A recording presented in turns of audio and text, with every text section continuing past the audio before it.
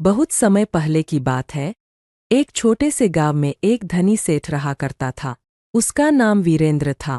वीरेंद्र सेठ बहुत ही दयालु और ईमानदार था, लेकिन उसकी एक आदत थी, उसे अपने धन का प्रदर्शन करना बहुत पसंद था। एक दिन सेठ वीरेंद्र अपने बगीचे में टहल रहा था। वह अचानक एक अजीब चमकदार वस्तु पर नजर पड़ती है। वह वस्तु एक चमकदार रेत का ढेर थी। सेठ ने उस रेत को ध्यान से देखा और सोचा कि यह सामान्य नहीं हो सकती। वह रेत के ढेर को अपने घर ले आए। रात के समय जब सेठ सो रहा था, अचानक उसके सपनों में एक जादुई परी प्रकट हुई। परी ने सेठ से कहा, यह रेत जादुई है। अगर तुम इसे अच्छे कामों में लगाओगे तो तुम्हारी जीवन की सारी समस्याएं हल हो जाएंगी। सेठ वीरेंद्र ने सोचा कि यह एक अवसर है। उसने रेत को अच्छे कामों में लगाने की ठानी। उसने सबसे पहले गरीबों के लिए एक बड़ा दान दिया और गांव के कुएं को भी मरम्मत करवाए। धीरे धीरे गांव में खुशहाली फैलने लगी।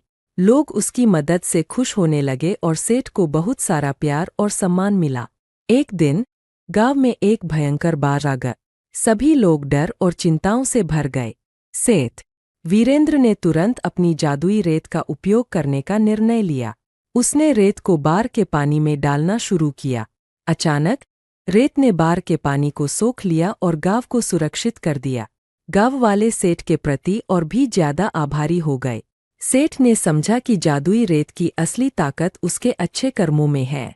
उसने रेत का उपयोग अपने जीवन में और गांव की भलाई के लिए ही किया।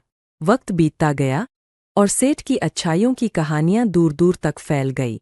अब सेठ वीरेंद्र ने यह समझ लिया था कि सच्ची खुशी और सफलता तब मिलती है जब आप अपनी शक्ति का उपयोग दूसरों की भलाई के लिए करें।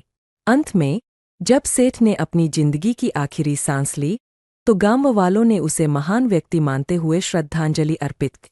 वे जानते थे कि उसकी जादुई रेत ने सिर्फ उनकी समस्याओं का समाधान नहीं किया, बल्कि उसे भी सच्ची संतोष और शांति दिला।